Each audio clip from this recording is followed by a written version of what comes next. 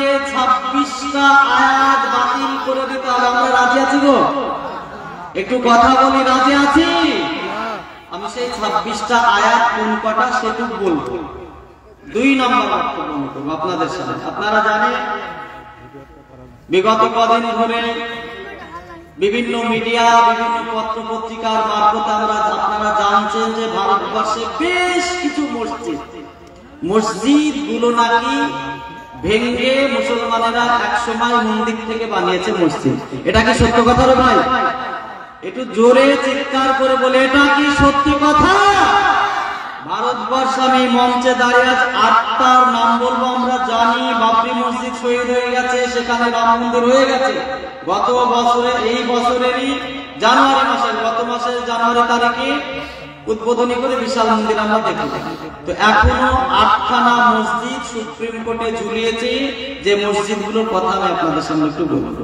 আর একটা বিষয় আমি বলবো, সেটা হলো আপনারা জানেন বর্তমান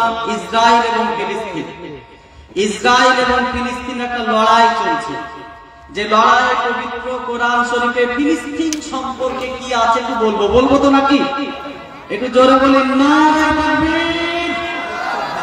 ফিলিস্তিনেরা যে বক্তব্য আল্লাহ তাআলা ফিলিস্তিন সম্পর্কে বা বাইতুল আকসা সম্পর্কে যে কথা বলেছেন, দুটো একটা বলে আর দুটো কথা বলে আমি আমার বক্তব্য শেষ করবো। একটা কথা কি বলবো, আপনারা এখানে যারা বসে আছেন সবাই জান্নাত চান, তাই না? একটু আলহামদুলিল্লাহ বলি, জান্নাত চাই তো? যারা মায়েরা আছেন মায়েরা শুনবেন, ভাইরা শুনবেন, সবাই শুনবেন। জান্নাত আমরা সকলেই চাই। আন্তর্জাতিক লেভেলের যারা ভূতাত্ত্বিক বৈজ্ঞানিক, তারা জান্নাত এবং জাহান্নামের অস্তিত্ব স্বীকার করেছে। আলহামদুলিল্লাহ বলবেন না গো? জান্নাত এবং জাহান্নামের অস্তিত্ব স্বীকার করে একাধিক ভূতাত্ত্বিক বৈজ্ঞানিক তারা ইসলাম গ্রহণ করছেন। সেই সম্পর্কে আমি কিছু কথা বলেই আমি আমার বক্তব্য শেষ করব। বন্ধু আমার, ভাইরা, শুরুতেই ফিলিস্তিন প্রসঙ্গে একটু বলি। পবিত্র কোরআন শরীফটা বলেই আমি মসজিদ প্রসঙ্গে, মাদ্রাসা প্রসঙ্গে চলে যাব। এই যে পবিত্র কোরআন শরীফ আমি হাতে নিয়েছি, 17 নম্বর সূরা, 17 নম্বর সূরা। আপনারা একদম 17 নম্বরের প্রথম আয়াত আপনারা এটা দেখতে পারেন পবিত্র কোরআন শরীফে। আল্লাহ তাবারাক তাআলা 17 নম্বর সূরা 1 নম্বর আয়াতে কি বলছেন একটু আমরা শুনুন। এই পবিত্র কোরআন আল্লাহ বলছেন, সুবহানাল্লাযী আসরা বিআবদিহি, সেই সত্তার প্রশংসা যিনি কোনো এক রাত্রিতে আল্লাহ তাবারাক তাআলার বান্দা হযরত মুসা সাল্লামকে তিনি বললেন কি লাইলা মিনাল মসজিদিল হারাম ইলা মসজিদে হারাম থেকে বাইতুল আকসা পর্যন্ত নিয়ে গেলেন। এখান থেকে আপনি যে হারামকে কেমন, তাহলে আমরা এটা বুঝলাম পবিত্র কোরআনে বলছেন ফিলিস্তিন যে জায়গায় অবস্থান করছেন, যে জায়গায় ফিলিস্তিনের মাটিটা রয়েছে, যেখানে আজকে গাজা এবং ইসরায়েলের হামলা হচ্ছে, যে প্রসঙ্গটাকে নিয়ে সেটা বাইতুল আকসা মসজিদ। এই বাইতুল আকসা মসজিদ পবিত্র কোরআনে সূরা নম্বর 17 1 নম্বর আয়াতে আল্লাহ তাআলা বলেন। আমরা সবাই জানি বিশ্বনবী বাইতুল অর্থাৎ রাসূল সাল্লাল্লাহু মসজিদ থেকে, কাবা শরীফ থেকে, ওখান থেকে তিনি বোরাকের মাধ্যমে যেভাবে যে যানবাহনের মাধ্যমে পবিত্র বাইতুল আকসায় আসেন এবং সেই জায়গায় তিনি সমস্ত পৃথিবী, যদিও এই জায়গাটা একটু মতামত আছে তবু আমি একটু বলি, সমস্ত পৃথিবীর নবী রাসূলদেরকে সঙ্গে নিয়ে তিনি নামাজ পড়েছেন এবং আল্লাহর কাছে যাতায়াত করার পরে 5 ওয়াক্ত নামাজ বাইতুল আকসা যে জায়গায় আজ লড়াই চলছে সেখান থেকে আমরা পেয়েছি।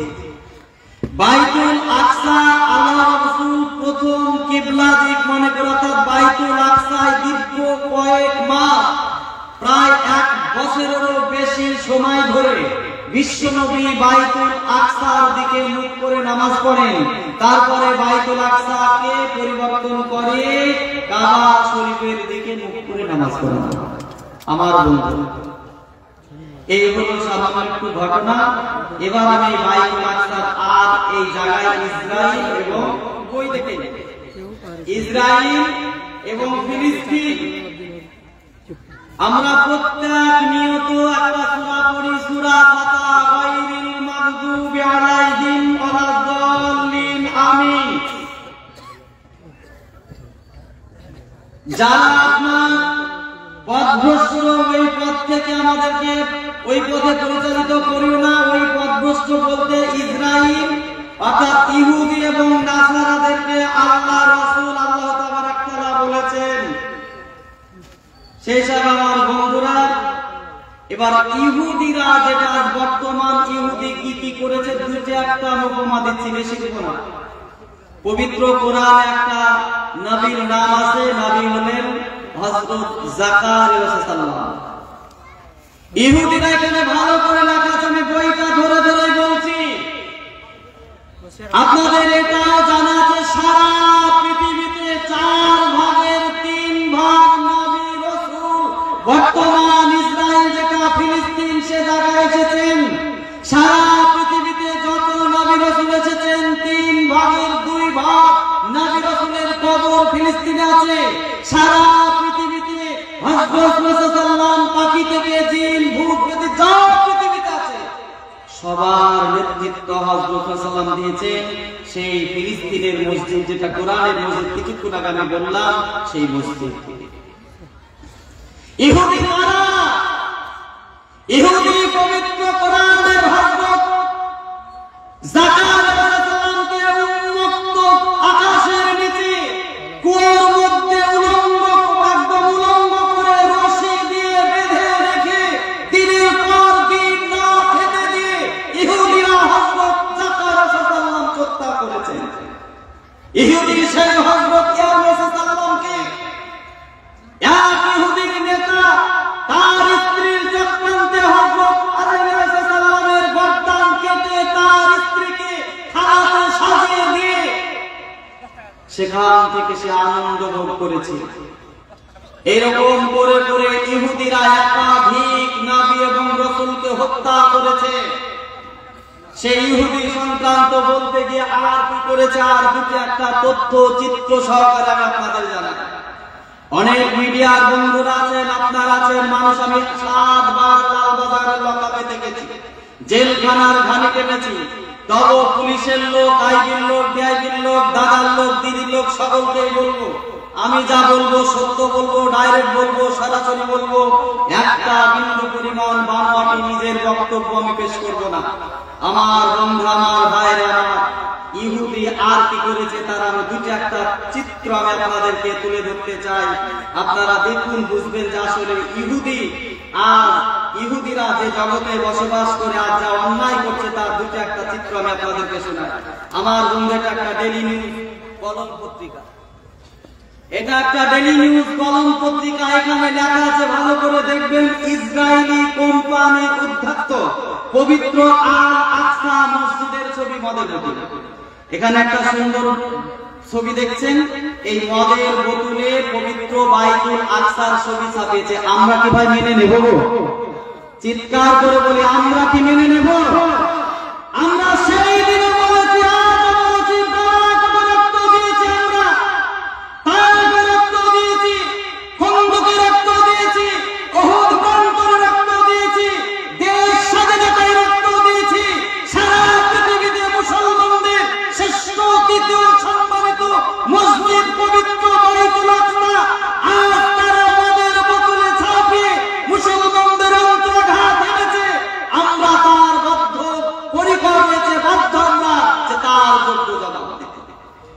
আমার বন্ধুদের কথাগুলো বললাম আমরা সন্ত্রাস, এই কথা বললাম আমরা জঙ্গি, এই কথা বললাম আইএসআই। অবিলম্বে আমরা ইসরায়েলকে বলতে চাই, অবিলম্বে এরকম ন্যাক্কারজনক চরিত্র বন্ধ হওয়া দরকার। আর দুটো একটা তথ্য চিত্র সহকারে বলি, আমার বন্ধু, আমার ভাইরা, আমার জনতার আদালত নামে আর একটা পত্রিকা, আমি তো আগেই বলেছি, আমি একটা কথা নিজে বলবো না। জনতার আদালত অত্যন্ত আফসোসের সাথে জানাচ্ছি, আমাদের দেশ এবং কিছু অন্য দেশের আলেম ইসরায়েলের সাপোর্ট করতে গিয়ে এরকম ভাষাতেও তারা বলেছে যে ইসরায়েল অর্থাৎ ইহুদিরা নাকি সেরে করে না, ইহুদিরা নাকি ওরা অনেক ভারতবাদী নানা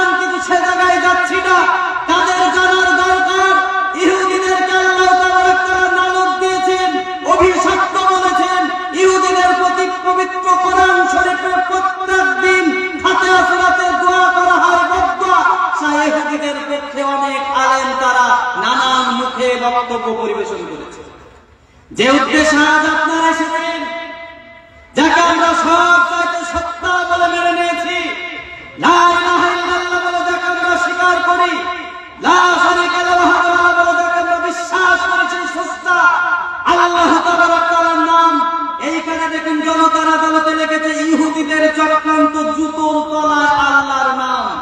যে জুতোগুলো আপনারা পাই দিয়েছেন, এই জুতো ঠিক একটা জুতো ছবিটাও দিয়েছে, জুতোর তলাতে আল্লাহর নাম ছাপিয়ে ওরা আল্লাহর নাম গোটা পৃথিবীর মুসলমানদের অন্তরে আঘাত এনেছে।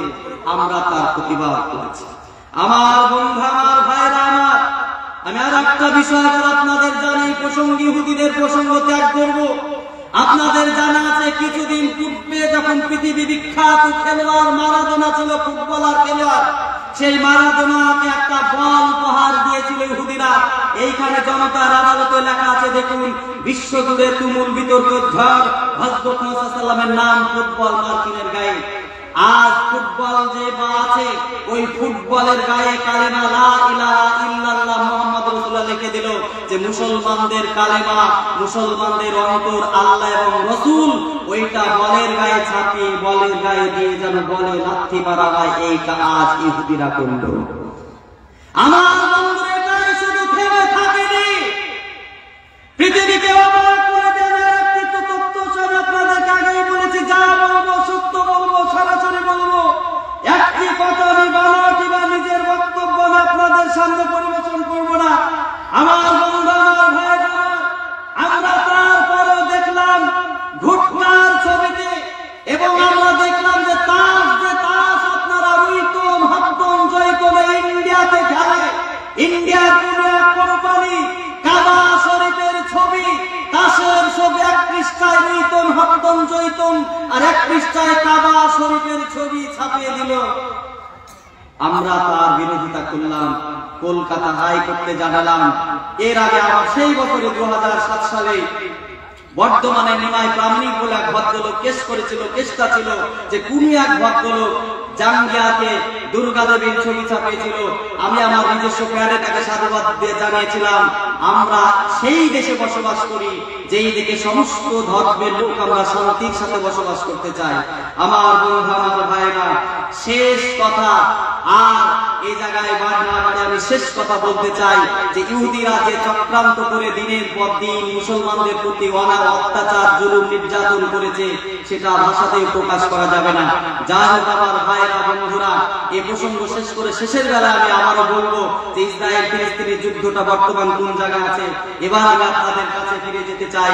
আজ এই মাদ্রাসার জালসা, আজ এই মাদ্রাসার জালসা, এই মাদ্রাসায় জালসা এসে যতগুলো কথা আমি আপনাদের সামনে বললাম, আমি এটা আপনাদের জানাতে চাই, সারা পৃথিবীর লোক যদি এক হয়ে পবিত্র কোরআনের বিরোধিতা করে, নবীর বিরোধিতা করে, রাসূলের বিরোধিতা করে, আল্লাহর বিরোধিতা করে, বিন্দু পরিমাণ কি কোনো ক্ষতি হবে ভাই?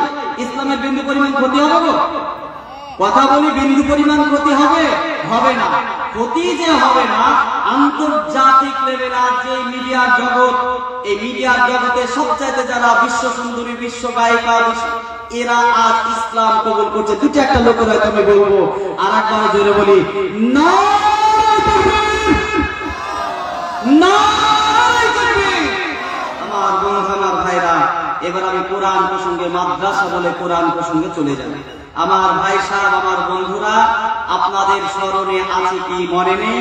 আমার ভাই সাহেব, আপনারা জানেন 2021 সালে 9 এপ্রিল দিল্লির সুপ্রিম কোর্টে একটা কেস করেছিল।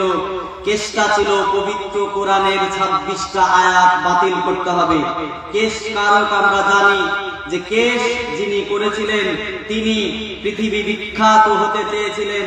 আমরা সেটাও জানি যে পৃথিবী বিখ্যাত হবার জন্য নানান চেষ্টা করেছে ওয়াসিম রেজভি। 2021 9 এপ্রিল যখন কেস করলেন সুপ্রিম কোর্টে, 12 এপ্রিল এই কেসের শুনানি শুরু হলো।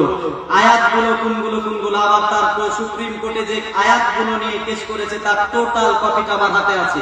কারণ আমি আগেই বলেছি আপনারাও মিডিয়ার যুগ, প্রিন্ট মিডিয়ার যুগ, সমস্ত কিছু ইলেকট্রিক মিডিয়ার যুগ, সেই হিসাবে আপনি যখন তখন আপনি পেতে পারেন সমস্ত তথ্য, কোনো অসুবিধা নাই।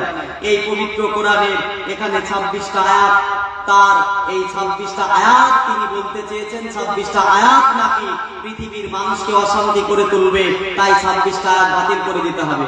আমরা কি বাতিলের পক্ষে ভাই? কোরআন বলছে লা রাইবা ফি, ভুল তো দূরের কথা, বিন্দু পরিমাণ সন্দেহ নাই। সেই পবিত্র কোরআন শরীফের সূরা আনফালের 3টি আয়াত, আয়াত নাম্বার 12, আয়াত নাম্বার 65 আর আয়াত নাম্বার 69। সূরা মায়দার 14, 33, 51, 57 নম্বর আয়াত, সূরা তাওবার 5 নম্বর, 24 নম্বর, 28 নম্বর, 29, 37, 58, 111, 123, মোট 8টা আয়াত সূরা তাওবা থেকে। সূরা নিসার 56, 101, সূরা আহজাবের 61, আম্বিয়া, সাজদা, ফাতাহ, তাহরিম, আমিন, সাজদার একটা করে টোটাল 26টা আয়াতকে সুপ্রিম কোর্টে ওয়াসিম রেজভী লিখিতভাবে আবেদন করলেন। এই কোরআন শরীফের আয়াতগুলো দেশে শান্তি বিঘ্ন ঘটাবে, তাই আয়াতগুলোকে বাদ দিতে হবে। মহামান্য আদালত 12 তারিখে ওয়াসিম রেজভীর 50,000 টাকা জরিমানা করলেন। একবার আলহামদুলিল্লাহ বলবেন না? সুপ্রিম কোর্ট বললেন পবিত্র কোরআন, গীতা, মহাভারত, ত্রিপিটক, রামায়ণ কোন ধর্মীয় কিতাবের উপরে কেস চলতে পারে না, তাই আপনি কোরআন শরীফের উপরে কেস করে অন্যায় করেছেন, তাই আদালত আপনাকে 50,000 টাকার জরিমানা ঘোষণা করলো। ওয়াসিম রেজভী 50,000 টাকা জরিমানা দেওয়ার পর বাইরে এসে সংঘ পরিবারের সঙ্গে মিলিত হলেন। হওয়ার পরে 2021 সালের 6 ডিসেম্বর বাবরি ভাঙ্গার দিনে তিনার নাম ওয়াসিম রেজভীকে পরিবর্তন করে জিতেন্দ্রনাথ ত্যাগীর নাম নিয়ে তিনি মুসলিম থেকে অমুসলমান হলেন। পৃথিবী বিখ্যাত ইতিহাস আজ বলছে, সালমান রুশদি থেকে শুরু করে পৃথিবীর যারা রাসূলকে গাল দিয়ে বয়ে রেখেছেন, যারা রাসূলকে কটূক্তি করেছেন, যারা দিনের পর দিন রাসূলের অবমাননা করেছেন, কেউ পায়খানা ঘরে পায়খানা খেতে খেতে মৃত্যুবরণ করেছেন, কেউ পানিতে ডুবে, যেমন ফেরাউন পানিতে ডুবে সে পানি খেতে খেতে মারা গেছে। সেই দিন নমরুদ আগুনের তাপে মশার কামড়ে সেই দিন তাকে দুনিয়া থেকে জুতোর বাড়ি খেতে খেতে মৃত্যুবরণ করতে হয়েছে। সেই হিসাবে পৃথিবীতে কোনদিন ইসলামকে আঘাত এনে কেউ বেঁচে থাকতে পারেনি। আমরা ভারতের এক প্রান্ত থেকে পশ্চিম বাংলার আমি নওগাঁর হাবিবুর রহমান, আমরা পরিষ্কার বলতে চাই, আমরা সেই জাতির উত্তরসূরি, আমরা খালেদ বিন ওলীদের উত্তরসূরি, আমির হামজার উত্তরসূরি, হযরত আলীর উত্তরসূরি, যাদের সূর্যে বিচ্ছে পৃথিবী আলোকিত হয়েছিল, যাদের নেতৃত্বে পৃথিবী শান্তি পেয়েছিল, যাদের নেতৃত্বে সারা পৃথিবীতে আমান এবং দ্বীন প্রতিষ্ঠিত হয়েছিল, সেই জাতির উত্তরসূরি আমরা মরণে ভয় পাই না।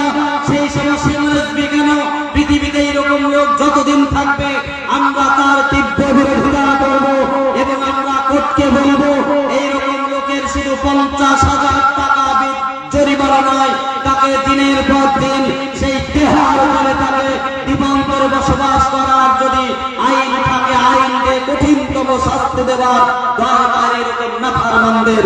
আমার বন্ধু, আমার ভাইরা, সেই হিসাবে আজ এ কথা বলার প্রাসঙ্গিক কিছু কথা বলি।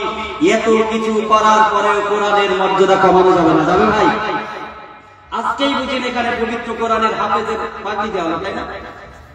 সারা পৃথিবীতে একখানো কিতাব নাই যেটা সম্পূর্ণ কোনো মানুষ মুখস্থ করে রাখতে পারে। কিন্তু এই যে পবিত্র কোরআন দেখছেন, এই পবিত্র কোরআন শরীফ, এই পবিত্র কোরআন শরীফ পৃথিবীর লাখো লাখো মানুষের হৃদয়ে রয়েছে। এই পবিত্র কোরআন শরীফ পৃথিবীর মানুষের কণ্ঠস্থ রয়েছে লাখো লাখো। সেসবে কোরআনকে পৃথিবী থেকে কোনোদিন শেষ করা যাবে না, কোনোদিনই সম্ভব নয়।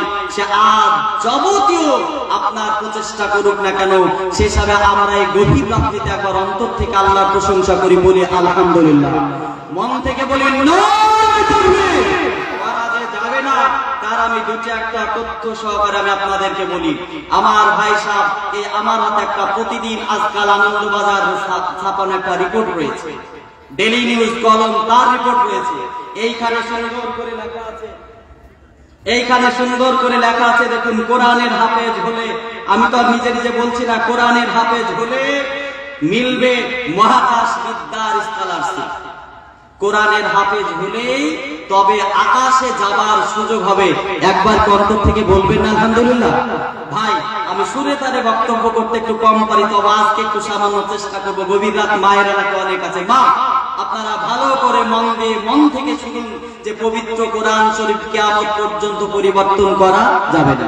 সেই হিসাবে আজ মালয়েশিয়া, ইন্দোনেশিয়া, কয়েক ডজন দেশ তারা বলছেন, আমি বলছি এই শুধু কোরআন নামাজ পড়ার সূরা না গো, এই পবিত্র কোরআন শরীফ একটা সূরা আছে, সূরার নাম সূরাতুল আকাশ। এই পবিত্র কোরআন একটা সূরা আছে, সূরাটার নাম হলো সূর্য। এই পবিত্র কোরআন একটা সূরা আছে, সূরাটার নাম হলো চাঁদ, সূরাতুল কামার। তাই আন্তর্জাতিক লেভেলের আকাশ বিদ্যা যারা নিয়ে গবেষণা করছেন তারা বলছেন, আমরা পড়েছিলাম, কি পড়েছিলাম? আমরা পড়েছিলাম একে চন্দ্র, দুই পক্ষ, তিন নিত্য নয় নবগ্র, কিন্তু কোরআন বলছেন নটা গ্রহ নয়, নটা গ্রহ নয়, কোরআন বলেছে, কোরআন বলছে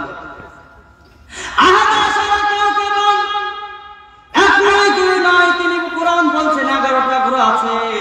মালয়েশিয়া বলছেন, ইন্দোনেশিয়া বলছেন, পৃথিবী বিখ্যাত যারা বৈজ্ঞানিক তারা বলছেন পবিত্র কোরআন আকাশ নিয়ে গবেষণা করেছেন, চন্দ্র নিয়ে গবেষণা করেছেন, সূর্য নিয়ে গবেষণা করেছেন, তারকারাজি নিয়ে গবেষণা করেছেন, গ্যালাক্সি নিয়ে গবেষণা করেছেন, ফল্টু নিয়ে গবেষণা করেছেন। সেই পবিত্র কোরআন শরীফে আজকে আধুনিক জগতের বৈজ্ঞানিকেরা বলছেন আকাশ থেকে জমিনে, খোলা আকাশের নিচে এখন কিতাব আছে, যে কিতাবটির নাম হলো আল কোরআন। এই পবিত্র আল কোরআনে একমাত্র বেশি বেশি আকাশ নিয়ে গবেষণা করেছেন।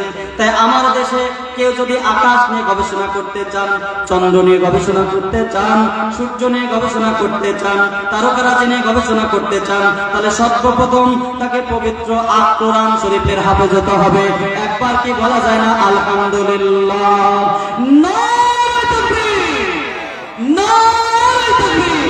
আমার বন্ধু, আমার ভাই, আজ আর একটি কথা আমি আপনাদের শোনাই। আর সাধারণ জনগণ, তিনারা কোরআন শরীফকে শুধুমাত্র সূরা নামাজ পড়ার সূরা মনে করেন। কিন্তু আমার বন্ধুরা, একটা ফ্রান্সের রিপোর্ট আমি আপনাদের বলি।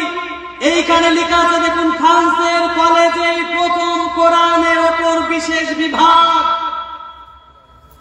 আমরা কলকাতা ইউনিভার্সিটির আমি ছাত্র, দীর্ঘদিন আলিয়া মাদ্রাসার ছাত্রদের নিয়ে আন্দোলন করেছি, একাধিকবার লকাবে থেকেছি। তবে আমরা বলেছি পুলিশের লাঠি, বেতের কাঠি মানছি না, মানব না।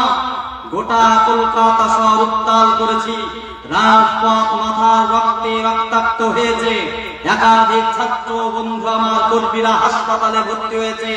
পুলিশের লাঠি খেয়েছি, কাঁদানি গাছ খেয়েছি, তবুও কিন্তু দবিনি, তারপরেও কিন্তু পারিনি। কারণ আপনারা নিশ্চয় জানেন, আমরা এমপি এমএলএ মন্ত্রী নয়, আপনার মতন একজন সাধারণ মানুষ। সাধারণ মানুষের যত দৌড় গোড়ায় কথা পৌঁছায় তার বেশি এর কিছু নাই। আজ ফ্রান্স বলছেন পৃথিবীতে কোন ছাত্র, আজ যারা ছাত্র রয়েছে, ওই ছাত্রদের যে আদর্শগত আজকে চরিত্র ত্রুটি রয়েছে, একমাত্র ছাত্রদের আদর্শে আদর্শিত করে গড়ে তুলতে পারে পবিত্র কোরআন। তাই ফ্রান্সের সরকার তাদের প্রতিটি কলেজে কোরআনের উপর একটা বিশেষ বিভাগ চালু করেছে। আমরা আরেকবার বলি আলহামদুলিল্লাহ, জোরে বলি নারে তাকবীর। আমার বন্ধু, আমার ভাইরা, এই করে যদি আমি সারা রাত্রি কাটিয়ে দিই, তা আপনার পবিত্র কোরআনের মর্যাদা এবং পবিত্র কোরআন শরীফের যে আপনার ইতিহাস বলে শেষ করা যাবে না। সে সাথে আমি দুটি একটা আপনাদের কাছে বলি আমার ভাই বন্ধুরা। আর একটি কথা এখানে দেখুন, এখানে লেখা আছে, সুন্দর করে দেখুন, যে মোহাম্মদ মুস্তাফা সাল্লাল্লাহু জামানার লেখা কোরআন প্রদর্শনী পাইলেন বারদিন লাইব্রেরি। মোহাম্মদ মুস্তাফা, সকলেই বলি সাল্লাল্লাহু আলাইহি ওয়াসাল্লামের কোরআন প্রদর্শনী বার্লিন লাইব্রেরিতে। একবার আলহামদুলিল্লাহ বলবেন না? জার্মান বলে একটা দেশ আছে, সেই দেশে বার্লিন বলে একটা শহর আছে, সেই শহর একটা পুরাতন লাইব্রেরিতে একটা জ্ঞান পিপাসু পড়া স্টুডেন্ট, ছাত্র, গবেষক, তিনি পুরাতন বই খুঁজছেন। হঠাৎ করে পাতা উল্টাতে, বই উল্টাতে দেখছেন একটা কেমন যেন চটচটে চিট ধরা একটা কেমন একটা হিজিবিজি কোরআনের পাতার মতো লেখা কিছু কাগজ। এই কাগজগুলো বের করিলেন, সেখান থেকে অক্সফোর্ড বিশ্ববিদ্যালয়ের হেড অফ দ্য ডিপার্টমেন্ট, এখানে সুন্দর করে লেখা আছে অক্সফোর্ড বিশ্ববিদ্যালয়ের হেড অফ দ্য ডিপার্টমেন্ট নিয়ে গেলেন। একবার আলহামদুলিল্লাহ বলবেন না গো ভাই? মন থেকে বলি আলহামদুলিল্লাহ। অক্সফোর্ড বিশ্ববিদ্যালয় তিনি মানুষকে অবাক করে বলেছিলেন, সেই দিন মহান মুস্তাফা সাল্লাল্লাহু আলাইহি ওয়াসাল্লাম একজন মুসলমান যাদেরকে নবী বলে মানেন, যাকে শেষ নবী বলে পয়গম্বর বলে স্বীকার করেন, ওদের মধ্যে একজন ভদ্রলোক এসেছিলেন, তার নাম মোহাম্মদ মুস্তাফা, সকলেই বলি সাল্লাল্লাহু আলাইহি ওয়াসাল্লাম। সেই ভদ্রলোকের অনেক সাথী, সঙ্গী, বন্ধু, যাকে আমরা আরবি ভাষায় সাহাবা বলি, ওই সাহাবা সাথী, তাদের মধ্যে 7 জন ছিলেন যারা উটের ঘাড়ের চামড়ায় ওই পবিত্র কোরআন শরীফ স্বহস্তে লিখে রেখেছেন। অক্সফোর্ড বিশ্ববিদ্যালয়ের হেড অফ দ্য ডিপার্টমেন্ট জানিয়েছেন যে আজকের যেই কাগজের কোরআন আর 1400 বছর পূর্বে ওই পবিত্র উটের ঘাড়ের চামড়ায় যে কোরআন লেখা, আজকের প্রত্যেকটা কোরআনের পাতায় হুবহু মিল আছে। একবার কি বলতে পারি না আমরা আলহামদুলিল্লাহ?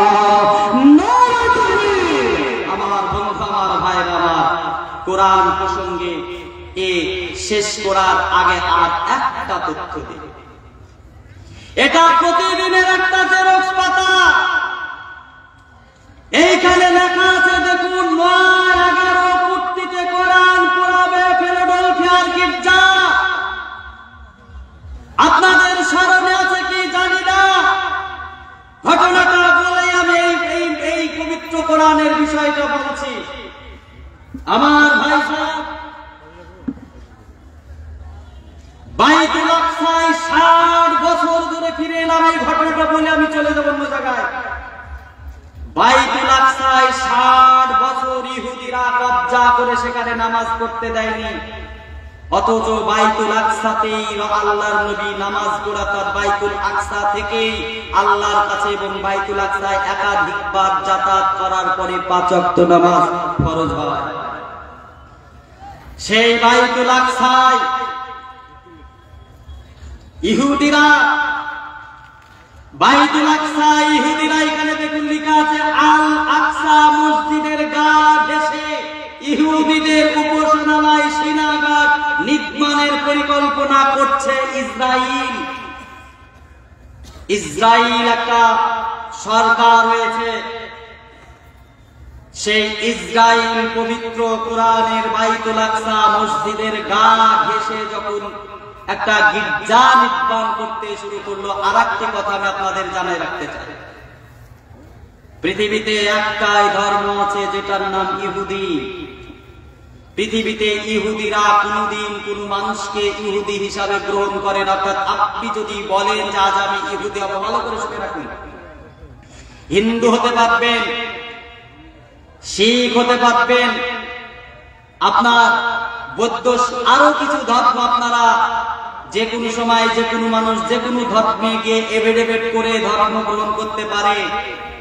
কিন্তু ইহুদিরা কোনদিন কোন লোককে ওরা অন্য ধর্ম থেকে গ্রহণ করে না, কারণ ওরা মনে করে ওরা নাকি আল্লাহর সন্তান। তাই অন্য কোন লোককে ইহুদিরা ইহুদি ধর্মে নেয় না। সেই ইহুদিরা বাইতুল আকসার গা ঘেঁষে একটা মন্দির অর্থাৎ গির্জা নির্মাণ শুরু করলো।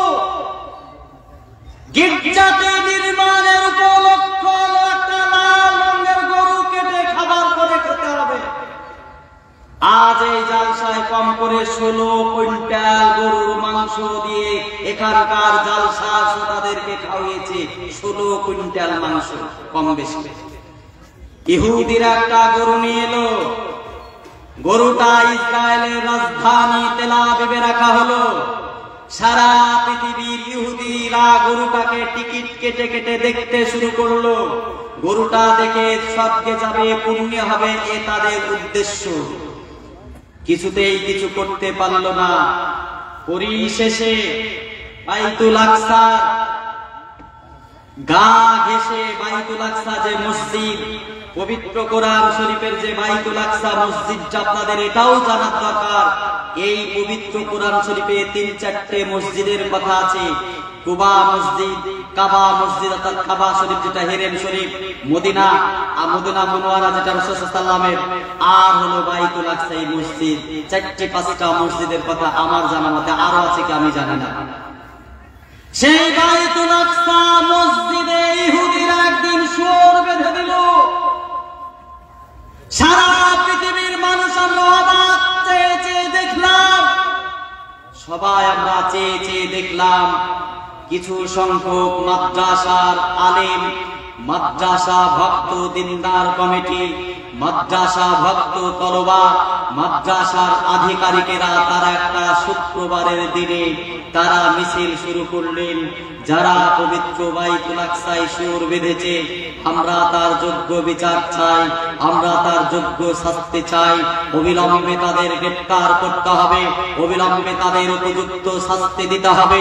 এই মিছিলে যখন ফিলিস্তিনের মুসলমানেরা রাস্তা রাজপথে নামলেন, তখন ইসরায়েল পুলিশ প্রশাসন নির্বিচারে সেই মুসলমানদের মিছিলে গুলিবর্ষণ করেছে। কয়েক ডজন তাজা তরুণ প্রাণ শহীদ হয়েছেন আজকের এই মাদ্রাসার মতো। সেখানকার এক মাদ্রাসার প্রধান শিক্ষক দেখছিলাম, ছোট্ট ছোট্ট থেকে বড় বিভিন্ন কোয়ালিটির ছাত্র এই প্রতিষ্ঠানে পড়াশোনা করে। ছোট্ট একটা ছাত্র তার বাবার বিছানায় বলছে, আব্বু আমার শিক্ষককে এইভাবে তারা শহীদ করলো কেন, গুলি দিয়ে তারা হত্যা করেছে কেন? বাবার বিছানায় শুয়ে বাবাকে প্রশ্ন করে 8 বছরের শিশু সন্তান ফারুক আব্দুল্লাহ। ছোট্ট কুচি সন্তানের প্রশ্নের বাবার চোখ দিয়ে টস করে পানি ঝরে, আর মাথাটা এইভাবে হাতটা বুনে বলে, খোকা তোমার শিক্ষক এই প্রতিবাদ করেছিল বলে ইসরায়েল পুলিশ প্রশাসন নির্বিচারে তাকে শহীদ করেছে, গুলি দিয়ে হত্যা করেছে। ছেলেটি বলে, আমরা কি পারি না এর প্রতিবাদ করতে? আমরা কি পারি না এর প্রতিরোধ গড়ে তুলতে? ছেলেটির বাবার মুখ দিয়ে কোনো কথা বেরোয় না, শুধু চোখ থেকে টপ টপ ঝরঝর করে পানি ঝরে। আর ছেলেটির মাথাটা এরকম করে নাড়ে আর বলে, খোকা তুই বড় বড় প্রতিবাদ করবি। রাত্রি 12টা ক্রস করেছে। এইরকম গভীর রাত্রিতে ছেলেটি পবিত্র কোরআনের মসজিদ বাইতুল আকসা, পবিত্র 17 নম্বর সূরার বাইতুল আকসা মসজিদ, ওই মসজিদের চারিপাশে ছেলেটি আসে, ঘুরে ঘুরে বেড়ায়, দেখে মসজিদটা তালা বন্ধ। গভীর রাত্রিবেলা পবিত্র বাইতুল আকসা মসজিদকে নিয়ে কেউ বলে সোনার মসজিদ, কেউ বলেন রূপার মসজিদ, কেউ বলে পাথরের মসজিদ, কেউ বলে সুলাইমান আলাইহিস সালাম তৈরি করেছেন, কেউ বলে আরো কেউ করেছেন, কেউ বলে এই নবী করেছেন, সেই নবী করেছেন, নানান কথা কিন্তু আমাদের মধ্যে আছে। অথচ আমি যেতে চাই না পবিত্র বাইতুল আকসা মুসলমানদের কালিজা, পবিত্র বাইতুল আকসা মুসলমানদের অন্তর। যে মসজিদ থেকে 5 ওয়াক্ত নামাজ পড়েছে, ওই মসজিদের বারান্দাতে ঘেরা রয়েছে, পাঁচিল দিয়ে চারিদিকে ঘেরা রয়েছে। ছোট্ট ছেলেটি মসজিদে প্রবেশ করতে পারে না। মসজিদের বাইরে দাঁড়িয়ে দাঁড়িয়ে গভীর রাত্রিতে আজানের ধ্বনি হাতে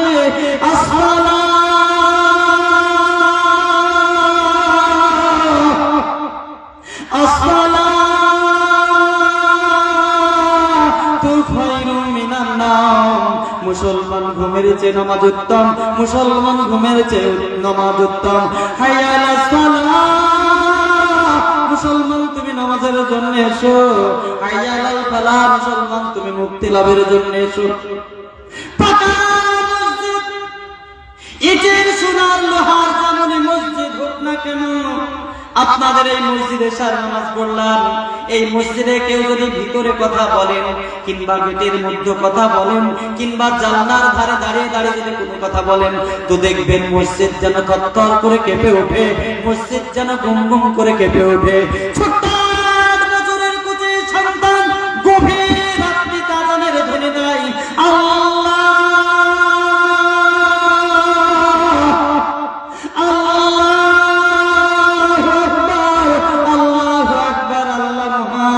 মসজিদটা গুমগুম করে বেজে ওঠে, মসজিদটা যেন থরথর করে কেঁপে ওঠে। পুলিশ প্রশাসন ছুটে এসে ফারুক আব্দুল্লাহর হাতটা ধরে বলে, সুকরা তো ক্যা কাহাতে আই মসজিদ পে, তুই কি বলছিস এই মসজিদ পে? 8 বছরের ছেলেটির হাতটি ধরে বলে, তুই কি বলিস এই মসজিদ? ফারুক আব্দুল্লাহ বলে, আমি মুসলমান, তোমরা পবিত্র কোরআনের মসজিদ বাইতুল আকসায় তালা মেরে রেখেছো, এই মসজিদে নামাজ হতে দাও না, এই মসজিদে তোমরা ইকামত সাদ দিতে দাও না। তাই এই পবিত্র মসজিদে আমি আল্লাহর একত্ববাদ ঘোষণা করছি। আমার বন্ধু, আমার ভাইরা, আমার প্রত্যেকটা বন্ধু যাদের বড় মোবাইল আছে, আপনারা দেখবেন ফিলিস্তিনের ছোট্ট ছোট্ট কুচি কুচি সন্তানগুলোর বুকের পাটা কত, তাদের মাথায় বেঁধে নিয়েছে হাজি রুমাল, কোমরে জড়ে নিয়েছে হাজি রুমাল, গায়ে বেঁধে নিয়েছে হাজি রুমাল। অবস্থায় তা এমন জায়গায় যে ছোট্ট ছোট্ট শিশুগুলি পুলিশের সঙ্গে, ইসরায়েল বাহিনীর সঙ্গে মুখে মুখে কথা বলে। তাদের ইমানি জজবা দেখে কেমন যেন গা শির উঠে।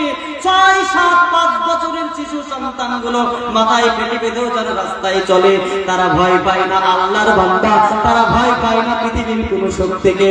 8 বছরের কুচি সন্তান বলে, আমি মুসলমান, তোমরা বাইতুল আকসায় তালা মেরে রেখেছো, এখানে নামাজ পড়তে দাও না, তাই আমি এই মসজিদে আল্লাহর একত্ববাদ ঘোষণা করছে। আমার বন্ধু, আমার ভাইরা, আমার বলার সঙ্গে সঙ্গে একজন পুলিশ বলে ওঠে, 8 বছরের কুচি সন্তান এ যদি পুলিশের সঙ্গে তর্ক বিতর্ক করে, পুলিশের সঙ্গে যদি এই ছেলেটি যদি তর্কে জড়িয়ে যায়, 25 বছরের যুবক হবে কেমন হবে? বলার সঙ্গে সঙ্গে ফারুক আব্দুল্লাহর মুখের দিকে লক্ষ্য করে একজন পুলিশ প্রশাসন রাইফেলের ডামার দিয়ে এমন জোরে বাড়ি মারে, সামনেকার দাঁতগুলো ঝরঝর করে ভেঙে পবিত্র বাইতুল আকসার সামনে লুটে পড়ে।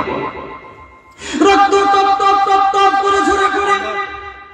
সেই বাইতুল আকসায় তারা আবার চিৎকার করে বলে,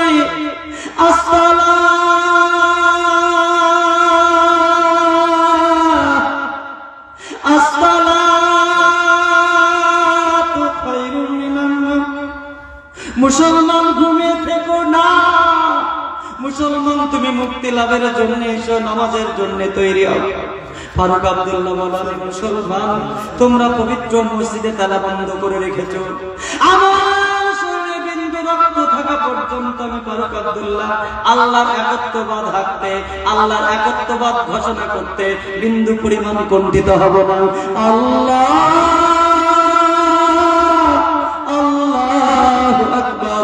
এরকম বলার সঙ্গে সঙ্গে আর একজন নিষ্ঠুর ইসরায়েল পুলিশ প্রশাসন, আপনারা দেখলেন মায়ানমারের দিকে লক্ষ্য করুন, গুজরাটের দিকে লক্ষ্য করুন, আহমেদাবাদের দিকে লক্ষ্য করুন, দিল্লির দিকে লক্ষ্য করুন, কি নির্যাতন করেছে।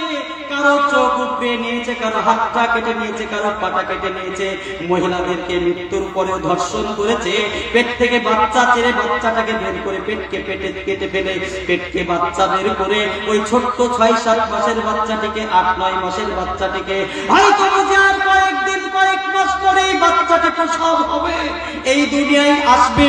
ওই বাচ্চা না, ওই বাচ্চার প্রতি কি জুলুম, কি জুলুম! মাকে জিন্দা অবস্থায় পেট কেটে ওই বাচ্চাটিকে আগুনে ত্রিশূলে নিক্ষেপ করে আগুনে পুড়িয়ে দিয়েছে। ওইটা আমরা দেখেছি, মায়ানমারে দেখেছেন। কারো গর্দান আছে তো কারো হাত নাই, কারো হাত আছে তো কারো পা নাই, কারো চোখ আছে তো কারো মাথা নাই। কত না নির্যাতন তারা করেছে, কি জুলুম অত্যাচার না করেছে, যেটা ভাষায় প্রকাশ করা যাবে না। 8 বছরের কুচি সন্তান ফারুক আব্দুল্লাহকে টুকরো টুকরো করে কেটে পবিত্র কোরআনের মধ্যে বাইতুল আকসার মেন গেটে টাঙিয়ে দিয়েছে। সারা রাত ধরে এত নির্যাতন করেছে, এত জুলুম অত্যাচার করেছে। পৃথিবীতে যে সমস্ত অভিশপ্ত শয়তান রয়েছে মনে হয় ওরাও লজ্জায় মুখটা ঢেকে নেবে। আমার বন্ধু, আমার ভাইরা, আমার পূর্ব গগনে সূর্য দিতে হবার পূর্বে আবার ফজরের আযান শুরু হয়েছে। আসসালাতু খায়রুম মিনান নাওম। ও ফারুক আব্দুল্লাহর বাবা, তুমি আর ঘুমিয়ে থেকো না, ঘুম ভাঙো, মসজিদে এসো। ফারুক আব্দুল্লাহর বাবার ঘুম ভেঙে যায়। হন্তদন্ত হয়ে বিছানা থেকে উঠে দেখেন কালেজার টুকরো নয়নের মানিক বিছানায় নাই। স্ত্রীকে জিজ্ঞাসাবাদ করেন, কোন উত্তর আসে না।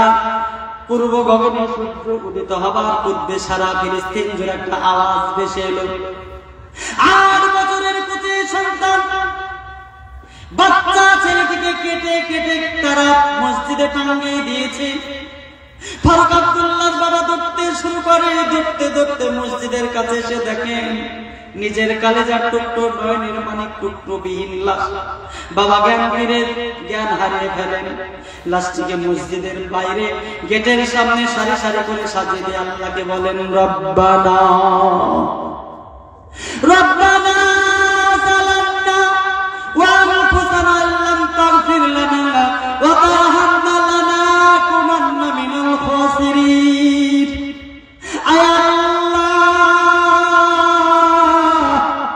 নফসের প্রতি অন্যায় করেছি রে মাবুদ, জীবনের উপর অত্যাচার করেছে, কত পাপ করেছি রব্বুল আলামিন, কিন্তু তোমার কাছে আমার ফরিয়াদ। উম্মত আকাশের নিচে গোলাগুলির মাঝে হাজার হাজার আফগানিস্তানের নিরীহ মানুষ কান্না করে, হাজার হাজার নিরীহ ফিলিস্তিনের মানুষ কান্না করে। আয় আল্লাহ, ওই রকম মুসলিম মুজাহিদেরকে তুমি কখনো শর্মিন্দায় ফেলো না। আয় আল্লাহ, আমার ফারুক আব্দুল্লাহর শরীর থেকে বিন্দু বিন্দু টুকরো টুকরো ফোঁটা ফোঁটা রক্ত পবিত্র মসজিদের সামনে পড়েছে। এক একটা রক্তের বিনিময়ে, এক অনুদানা পরমাণুর মতো এক ছোট্ট ছোট রক্তের বিনিময়ে তুমি এক একটা ফারুক আব্দুল্লাহর জন্ম দাও। ফিলিস্তিনের মায়ের কোলে কোলে, ফিলিস্তিনের ভাইয়ের ঘরে ঘরে। সেই দিন আবার বেশি দূর নয়, যেই দিন পবিত্র বাইতুল আকসার তালাকে হাতুড়ি দিয়ে ভেঙে আবার সে জায়গায় আল্লাহর ধ্বনি উচ্চারিত হবে। সুবহানা রাব্বিকা রাব্বিল ইজ্জাতি আম্মা ইয়াসিফুন ওয়া সালামুন বিরহমাতিকা আমিন সুম্মা আমিন। 1099 সাল থেকে নিয়ে প্রায় 22 বার ইসরায়েলের সঙ্গে মুসলমানদের যুদ্ধ হয়েছে। সেই এতটা ন্যাক্কারজনক ইতিহাস তারা তৈরি করেছে। আমার বন্ধু, আমার ভাইরা, আমার যে কথা বলতে বলতে আমি আপনাদের কাছে আটকে রেখেছি, আমার ভাই সাহেব, সেই পবিত্র মসজিদ নিয়ে গোটা পৃথিবী আজ তোলপাড়। শুধু এইটুকু বলতে চাই, ফিলিস্তিনকে, হামাস কি, ইসরায়েল আপনার হিজবুল্লাহ কি ওই দিকে যাচ্ছে না। শুধু এইটুকু আপনারা শুনে রাখুন, ফিলিস্তিনের জয় মানে পৃথিবীর মুসলমানদের জয়, ফিলিস্তিনের পরাজয় মানে সারা পৃথিবীর মুসলমানদের পরাজয়। আমার বন্ধু, আমার ভাইরা, আমার এই ইহুদিদের আরেকটা যে গির্জার, আমি আপনার ফুলোডিয়ার গির্জার কথা কি যে ঘটনাটা বললাম, এই ফিলিস্তিনদের 9-11 অর্থাৎ 2001 সালের 11ই সেপ্টেম্বর কে বা কারা টুইন টাওয়ারে কারা মেরেছে, তারা আমরা সাংবাদিক যারা আছে আমরা সবাই জানি যে ইহুদিরা নিজেরাই টুইন টাওয়ারে হামলা করে চাপিয়ে দিল লাদেনের নামে। লাদেনকে ধরার নামে গোটা আফগানিস্তানকে তছনছ করে একদম শেষ করেও আফগানিস্তানের সঙ্গে রাশিয়া, আমেরিকা পরস্পর, একজন 22 বছর আর একজন 20 বছরের কিছু সময় ধরে আফগানিস্তানের উপরে অ্যাটাক করেছে। ক বছর বললাম? রাশিয়া আর আমেরিকা প্রায় 50 বছরের সমকালীন লড়াই করেছে। তারপরেও আফগানিস্তানের মুসলমানেরা শান্তি পেয়েছে, শান্তি নিয়ে এসেছে, স্বাধীনতা পেয়েছে। সে আমেরিকা ঘোষণা করল ইহুদিরা যে টুইন টাওয়ার ভাঙাকে কেন্দ্র করে 11ই সেপ্টেম্বর এখানে লেখা আছে যে কোরআন পুড়িয়ে তারা উদযাপন করবে পবিত্রতা তাদের ওই টুইনটার ভাঙ্গা দিবস। আমরা আমেরিকা দূতাবাস ঘেরাও করেছিলাম এবং আমরা সেই দিন আমরা বলেছিলাম পুলিশের লাঠি বেতের কাঠি মানছি না, মানব না। গোটা কলকাতার শহীদ মিনার প্রাঙ্গণে আমরা উত্তপ্ত পরিবেশ তৈরি করে আমরা ইসরায়েলকে জানান দিতে চেয়েছি, আমরা খ্রিস্টানদের জানান দিতে চেয়েছি, আমরা আমেরিকাকে জানান দিতে চেয়েছি।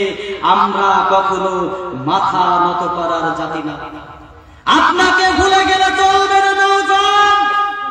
আপনি তো খালেদ বিন ওলীদের উত্তরসূরি, আপনি তো আমির হামজার উত্তরসূরি, আপনি তো হযরত ওমরের উত্তরসূরি, যাদের সূর্যে বীর্যে পৃথিবী আলোকিত হয়ে উঠেছিল, সেই জাতির উত্তরসূরি আপনি।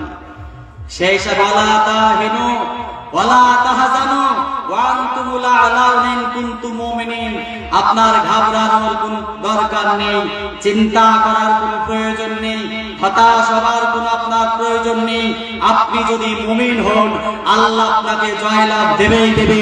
ফাইন্না হিজবুল্লাহি হুমুল গালিবুন।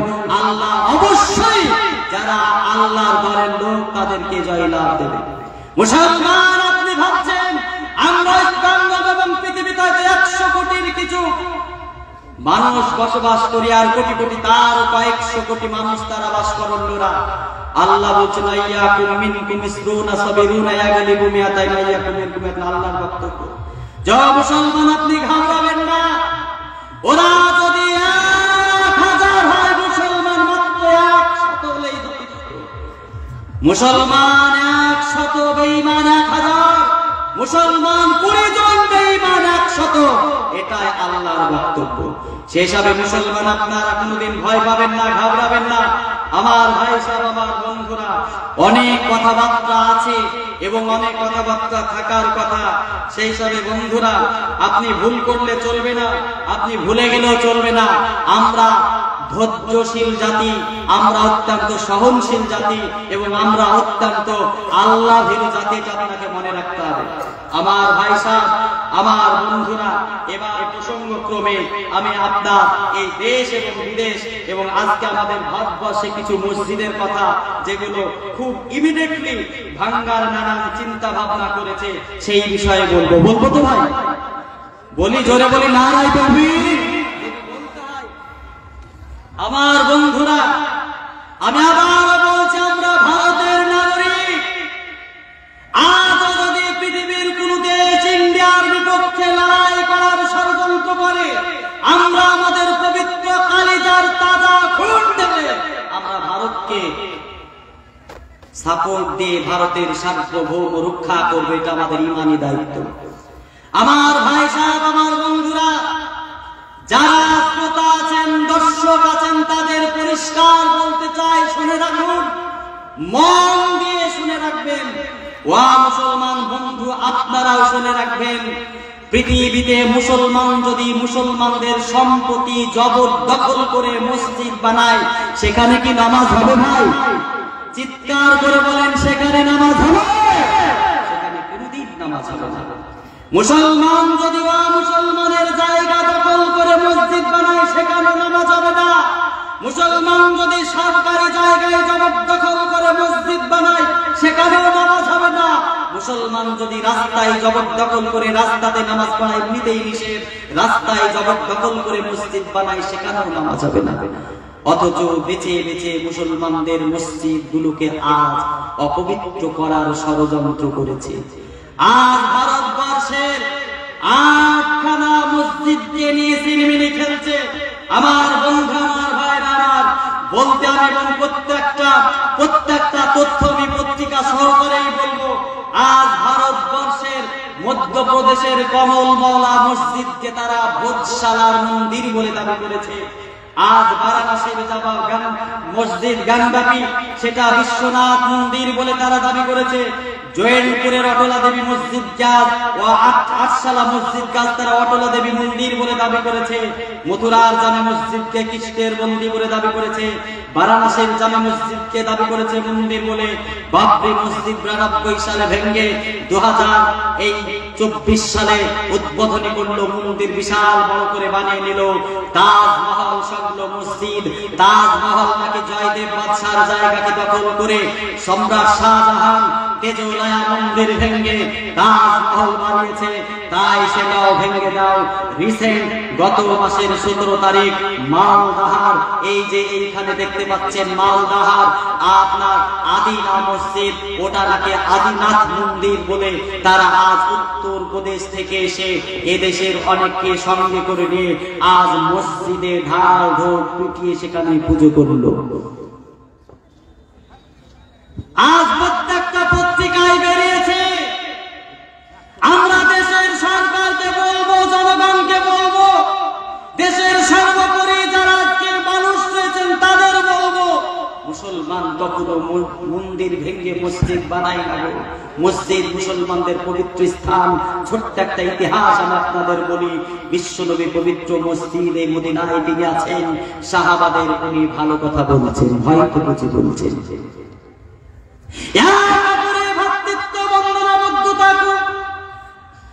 প্রতিবেশীকে হক বুঝিয়ে দিও। তোমার প্রতিবেশী যদি অমুসলমান হয় তবে তোমার প্রতিবেশী, সে যদি অসুস্থ হয় তুমি তাকে সেবা দেবে। সে যদি খাদ্য খাবার তার বাড়িতে না থাকে, অনটন থাকে, মুসলমান তুমি তোমার রান্না করা খাবার পর্যন্ত পৌঁছে দেবে, নচেত তুমি মুসলমান থাকতে পারবে না। তোমার বাড়ির পাশে যে বাড়িটা রয়েছে ওইটা প্রতিবেশী, চাই হিন্দু হোক, শিখ হোক, খ্রিস্টান হোক, ইসাই হোক, নাসাই হোক, এইটা তোমার দেখার বক্তব্য নয়, তোমার দেখার বিষয় নয়। তুমি শুধু এইটুকুই দেখবা, তোমার পাশের বাড়ি, তার পাশের বাড়ি, তোমার বাড়ি সংলগ্ন বাড়িগুলো তোমার প্রতিবেশী। সেই হিসেবে তাদের সুখে দুঃখে প্রত্যেকটা সঙ্গে তোমাকে তাকে সঙ্গ দিতে হবে। আল্লাহ রাসূল এরকম করে হয়তো মসজিদে মদিনাতে তিনি সাহাবাদের নিয়ে কথা বলছেন। এমতো অবস্থায় একজন ভদ্রলোক এসে পবিত্র মসজিদে ছচ্ছর করে পেশাব করে দেয়।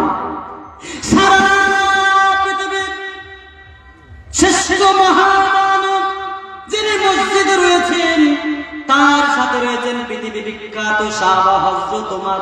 যে হযরত ওমর একদিন যে রাস্তা দিয়ে হেঁটে যান, ওই রাস্তা দিয়ে 140 দিন পর্যন্ত শয়তান যেতে ভয় পেয়ে যায়।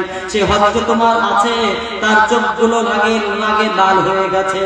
আর একজন সাহাবী হযরত আলী রয়েছেন, একাধিক সাহাবী রয়েছেন, রাসূলের বন্ধু রয়েছেন। যে সমস্ত কথাগুলো আমরা জানি তাদের কত মর্যাদা। আল্লাহ রাসূল চারিদিকে তাকালেন, সাহাবাদের চেহারার দিকেও তাকালেন এবং নরম কণ্ঠে বললেন,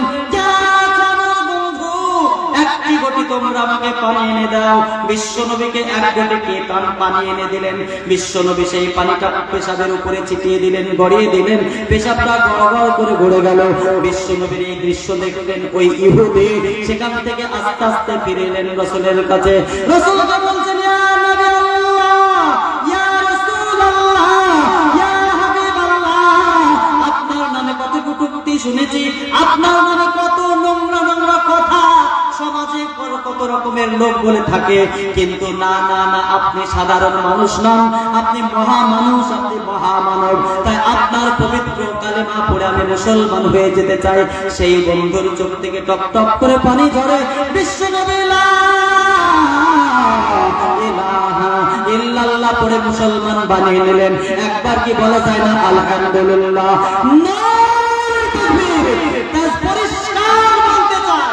যারা মসজিদগুলো নিয়ে ছিনিমিনি খেলছে, যারা মসজিদগুলো ভাঙার চক্রান্ত করছে, তাদের ইতিহাস জানার দরকার। ভারতবর্ষ সেই দেশ, যে দেশে আমরা ইংরেজদেরকে হিন্দু মুসলমান কাঁধে কাঁধ দাঁড়িয়েছিলাম, যেই দেশে 1000-এরও বেশি সময়কাল ভারতবর্ষের মুসলমান রাজত্ব করেছে। আর 1947 সালের আগে 200 বছর এই দেশে ইংরেজেরা রাজত্ব করেছে। 200 বছর মানুষের অত্যাচারের নিমজ্জিত, মানুষের উপরে কত নির্যাতন জুলুম ইংরেজ করেছে আমরা বরদাস্ত করতে পারিনি। আমরা বেশ কয়েক বছর লড়াইয়ের পরে 1947 সালে আমরা দেশ স্বাধীনতা পেলাম। 47 সালের পরে এই দেশের 80 বছর এখনো হয়নি, 70 বছরও দেশ স্বাধীনতা হলো না। এই তো কটা বছর হলো, এই কটা বছরের মধ্যে তোমরা মসজিদ নিয়ে সিনেমিনি খেলো, হিন্দু মুসলমানের দাঙ্গা বাঁধানোর পরিকল্পনা করো। আমরা সমস্ত কিছুই বুঝি। তাই আমার জাতিকে বলবো, তাদেরকেও বলবো, এসো মুসলমানদের পবিত্র ধর্মগ্রন্থ অধ্যয়ন করো, মুসলমানদের পবিত্র ইতিহাস পড়ো, মুসলমানদের পবিত্র পবিত্র দিন ধর্ম দেখো। মুসলমান কত উদারতা, মুসলমান কত দেশভক্ত, মুসলমান কত দেশপ্রেমিক, সেটা তোমরা জানতে শিখতে পারবে। আমার বন্ধু, আমার ভাইরা আমার, সেই সময় আজ আর এই বিষয়ে বলছি না। আমার ভাই সাহেব, আমার বন্ধুরা, যেটা আমি আপনাদেরকে এবার জানাতে চাই, আমার ভাই এত সমস্যা, এই সমস্যার সমাধানটা হবে কোন পথে? খুব আফসোসের সাথে জানাচ্ছি, এত কিছু করার পরেও পৃথিবী থেকে ইসলামকে নিশ্চিহ্ন করা কেউ পারবে না। পারবে ভাই? পারবে না। তার আমি একটা তথ্য দিয়ে, সামান্য একটা তথ্য দিয়েই আমি এর আর কিছু উপমা আমি আপনাদেরকে বের করে শোনাবো। আমার বন্ধু, আমার ভাইয়ের, আমার একটা শুধু আমি তথ্য আমি আপনাদেরকে দিচ্ছি, ভালো করে শুনুন। ভাই সাহেব, আমার বন্ধুরা, এলাকার সম্মানিত যে সমস্ত দায়িত্বশীল বন্ধুরা আজ এসেছেন, একটা চিত্র আমরা জানি, পৃথিবী বিখ্যাত সুন্দরী, যার কথা বা না বললেও নয়, আপনার কইরে বাবা, সেই পৃথিবী বিখ্যাত সুন্দরী আজ সে ইসলাম কবুল করেছে। আমরা এটাও জানি, পৃথিবীতে এই পাতার মধ্যে কোন জায়গা খুঁজে পাচ্ছি না। আমার ভাই সাহেব, আমার বন্ধুরা, এই যখন ইরাকের উপরে যখন বর্বরচিত হামলা হলো, ফ্রান্স থেকে শুটিং করা মেয়ে এলেন, বিভিন্ন দেশ থেকে মেয়ে এলেন, একটা ভদ্র মহিলা, প্রায় 1 ডজন সিনেমার নায়িকা।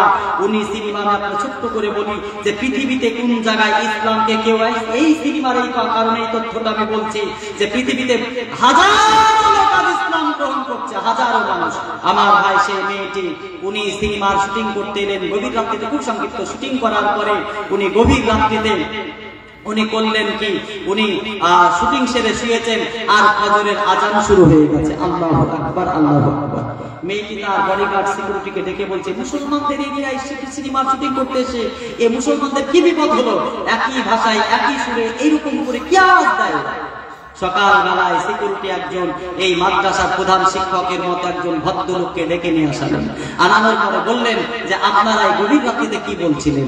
ইমাম সাহেব বা মাওলানা সাহেব বলেন যে মুসলমান আমরা আজ নামাজ পড়ার জন্য আহ্বান করেছি, সালাতের জন্য আহ্বান করেছি। মেয়েটি বলছেন সালাত কি, নামাজ কি? ইমাম সাহেব বলছেন সালাত হলো এখানে হাত পাততে, মানে যেভাবে একটা মুসলমানকে বোঝাতে হয়, আল্লাহর সামনে অনুগত করা, স্বীকার করা, এখানে হাত পাততে হয়, এখানে রুকু করতে হয়, সিজদা করতে হয়, এরকম করে নামাজ পড়তে হয়। মেয়েটি বলছেন বাহ, আপনার নামাজ তো কত সুন্দর গান। ইমাম সাহেব বলছেন না, ইন্নাস সালাতা তানহা আনিল ফাহশাই ওয়াল মুনকার। না, নামাজ হলো খারাপ কথা এবং খারাপ কাজ থেকে বেঁচে থাকার মাধ্যম। মেয়েটি আবার বলছে আমরা দিনে 5 বার নামাজ পড়ি, সূর্য ডোবার পরে, সূর্য ডোবার আগে এবং এই সময়।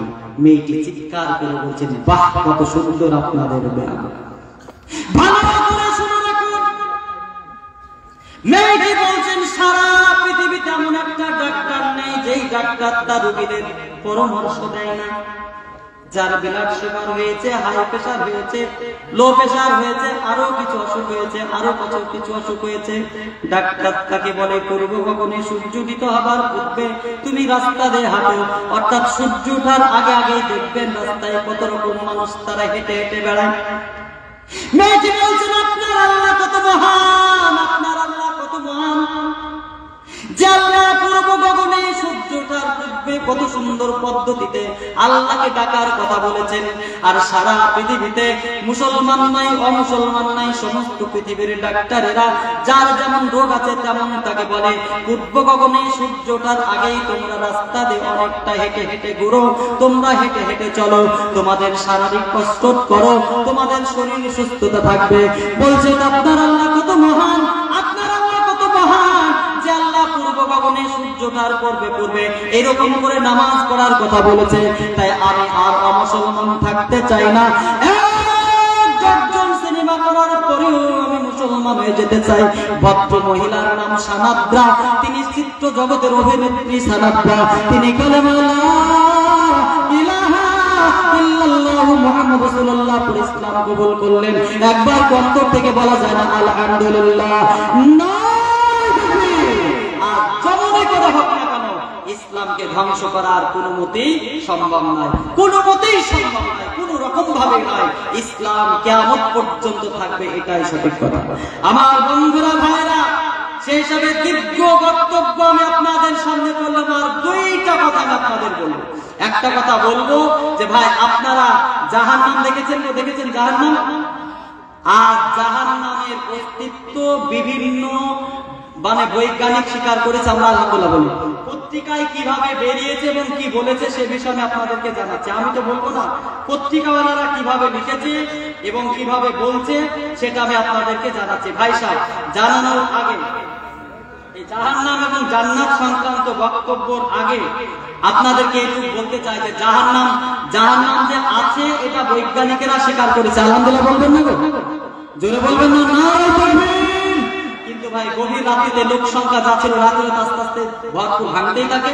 আমি আপনাদের কাছে করজোরে প্রার্থনা করবো, যে কটা লোক বসে আছেন, আপনারা যদি দয়া করে আপনারা এই পবিত্র মসজিদ মাদ্রাসা বাঁচানোর লক্ষ্যে ফি সাবিলিল্লাহর হস্তে আপনারা 100, 500, 200 যে যেমন রাখতে আছেন, আপনারা যদি এসে চট করে আমার হাতখানে টাকাটা দিয়ে 1 টাকা, 10 টাকা, 20 টাকা যেমনই পারেন দিয়ে একটু বসে আপনারা, আমি আপনাদের কাছে 2 জন ব্যক্তির কাছে একটু আবেদন করবো, তারপরে আমি জাহান্নামের কথাটাও বলবো যে আপনারা যারা বসে আছেন তারা 1 টাকা, 10 টাকা, 20 টাকা, 50 টাকা তো দেবেনই, তার সাথে আমি 10,000 আর 5,000 এর মাত্র 2 লোককে আবেদন করছি। একটা 10,000, 2 হাত, দোয়া করতে হলে 2 হাত দিয়ে করতে, আর একটা হাত লড়াই করতে হলে 1 হাত দিয়ে করতে হয়। সেসব আমি 2টা হাত তুলে দোয়া করবো, আমার কোন আপত্তি নেই। আমি মুসাফির, মাজলুম, জেল খাটা মানুষ, সেসব আমি আপনাদের কাছে দোয়া করবো, আমার কোন আপত্তি নেই। আমার ভাই সাহেব, আমার বন্ধুরা, মাত্র আমি একটা লোকের কাছে 10,000 টাকা আর একটা লোকের কাছে 5,000 টাকা, আর যারা আপনারা বসে আছেন এতগুলো মানুষের কাছে আমি আবেদন করবো, আপনারা কেউ ফিরে যাবেন আমার কাছে এসে হাতে 10টা, 20টা, 50টা যে যাবেন। জোরে বলি নারায়ে তাকবীর। আমি জাহান্নাম যে আছে সবিসহ বলবো, সবিসহ।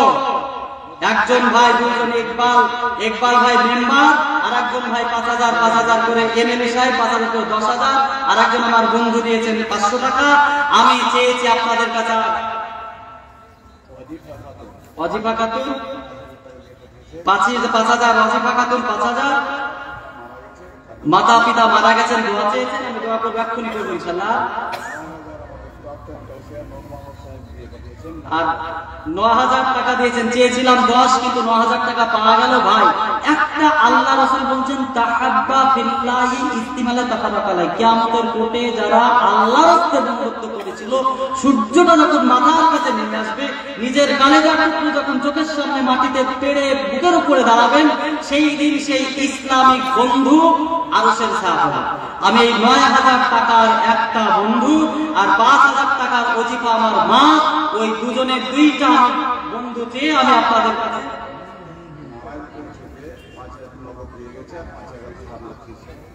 নারায়ণপুর থেকে একজন ভাই 5,000 টাকা দিয়েছেন আর 5,000 টাকা ধার রেখেছেন।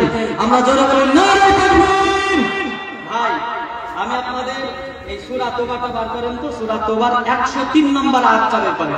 ভাই, আপনারা কেউ পালিয়ে যায় নাই, কটা লোক আছে, আর আমি 2-10 মিনিট আধ ঘন্টা থাকবো তো নাকি? মায়েরা কোন আছেন, সে হিসাবে আমি আর আধ ঘন্টা। আর একজন ভাই আমার দিলেন 1,000 টাকা। ভাই, দেরি করবেন না, ছোট্ট একটা বন্ধু দিয়েছো 10 টাকা, আল্লাহ তুমি কবুল করো। সূরা তওবার 103 নম্বর আয়াতটা আমি পড়ে শোনাই।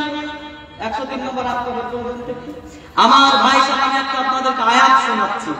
আমি মুসাফির, হাত তুলে দোয়া করতে পারবো, এ জায়গায় কোনো আপত্তি নেই। আমার হাতের সঙ্গে আপনারা হাত তুলবেন, এইটা নিয়ে মুসলমানদের মধ্যে মতনৈক্য আছে।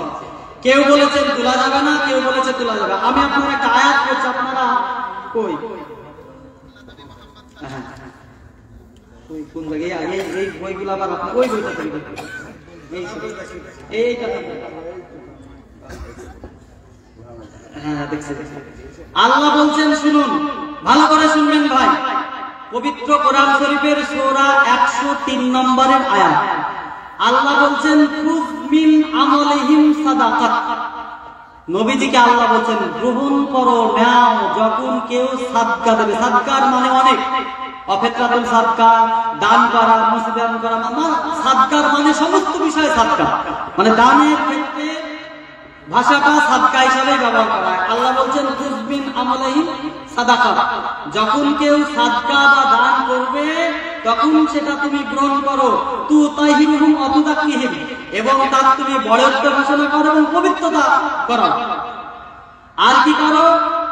ওয়াসাল্লি আলাইহিম, এবং ওই তার জন্য তুমি সাল্লি মানে সালাত, সালাত মানে দোয়া করো। ওর মালের জন্য তুমি দোয়া করো। কেন দোয়া করবে দেখেন, এবং বলা হচ্ছে দেখুন সাল্লি আলাইহিম ইন্না সালাতাকা সাকানুন, সালাতাকা তোমার দোয়া। আল্লাহ নবীজিকে বলছেন নবী তুমি তার জন্য দোয়া করে দাও, তোমার দোয়া ওর অন্তরটাতে প্রশান্তি ঘটাবে। সেই হিসাবে আমার ভাই সাহেব অসুস্থতার জন্য দান করেছেন, কেউ 10,000 দিয়েছেন, কেউ 5,000 দিয়েছেন, কেউ 1,000 দিয়েছেন। কার অন্তরটা আপনার দোয়া করলে তার অন্তরটা যে সুকুন হয়, শান্তি পায়, তা পবিত্র কোরআন শরীফের সেই হিসাবে দোয়া করাটা আমাদের খুব দরকার।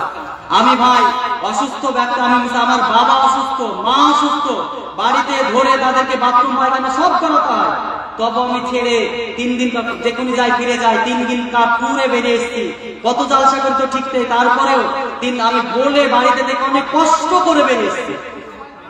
আমার বন্ধু সেই হিসাবে আমি আপনার এই টাকাগুলো হাতে নিয়ে আল্লাহর রাস্তায় দোয়া করে আলহামদুলিল্লাহ, আলহামদুলিল্লাহ রাব্বিল আলামিন।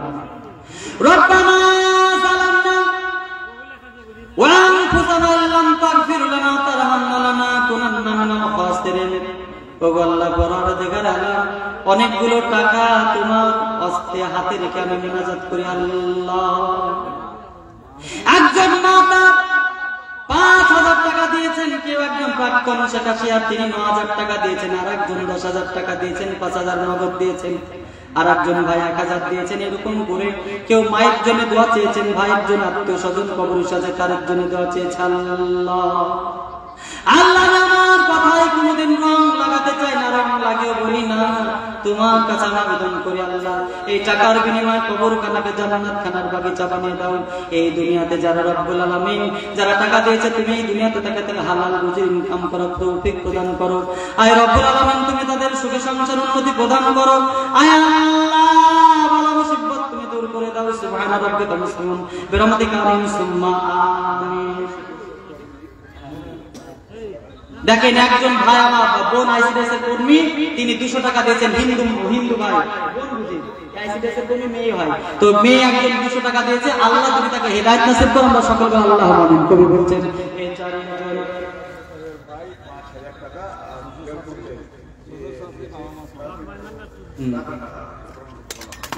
তোমার আরো বেশি লাগবে না।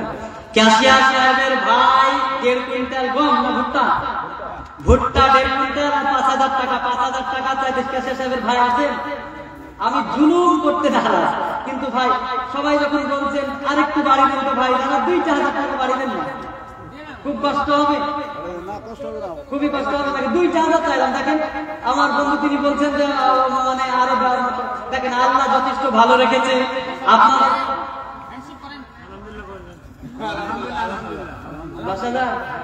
জোরে বলি নারায়ে তাকবীর। ক্যাশিয়ারের ভাই সাহেব উনি 10,000 টাকা দেওয়ার ওয়াদা করলেন, 1.5 কুইন্টাল ভুট্টা আল্লাহ কবুল করে না। আমরা সকলে বলি আল্লাহুম্মা আমিন, জোরে বলি আল্লাহুম্মা আমিন। এ চারিজন চারি রত্ন, এ চারিজন চারি রত্ন পারে না চিনিতে, কিন্তু চারিজন চিনি আছে সন্দেহ নয় তাতে। যুবক যুবতীগণ চেনে না জীবন, যুবক যুবতীগণ চেনে না জীবন, বিদ্যা চেনে আছে যৌবন কি ধন।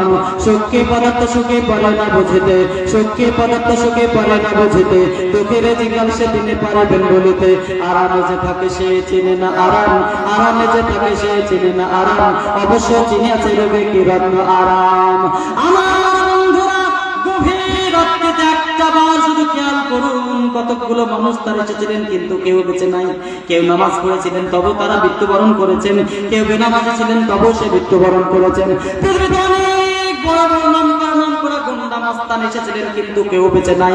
তাই কবি বলেছিলেন এ যাহা আয়ে ব্রাদার, এ যাহা আয়ে ব্রাদার নামা নাম্বা কাস্তে তেলে হিন্দা যাহা पे बंदोबस्त ना कौन ताके बालों के दुनियाए पुस्तो काबशिया कस्तो तो परवद कुस्तो जो आही के रफ्तान कुनम जाने पाको से वक्त तो मारो दाम से बरुए खाको बस नो मोरे जिरे जमने दफन का दाम का दस्तिश पारुए जमने निस्ताना मानंद आपी मेला सारा के थुकुट दाम जिरे खाको काकस्तना बाकात के का दस्तिश मानंद पृथ्वी तो নাম করা মানুষ এসেছিলেন যাহাই ব্রাদার না মানন বাকাস্ত ওই মানুষগুলো কি করেছে বাসনো মরে জিরে জামনে দাফন কাটা আম ওদেরকে কবরস্থ করা হয়েছে কবরস্থানের হাড় হুক্কি চূর্ণ বিচূর্ণ করে খেয়ে ফেলেছে একবার সেই কবরের কাছে গিয়ে চিৎকার করে বলো না কবরের মা